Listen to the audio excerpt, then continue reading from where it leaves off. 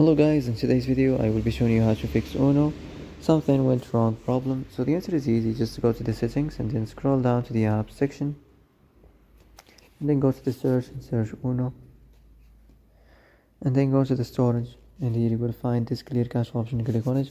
Now you can go check it if it works, and if it didn't you can try to restart your phone or turn the Wi-Fi off and on, or the Bluetooth or the airplane mode. Also you can try to clear data, but be careful. If you clear data, all this application's data will be deleted. This includes all files, the settings, the accounts, the databases, etc. So be careful if you want to clear your data.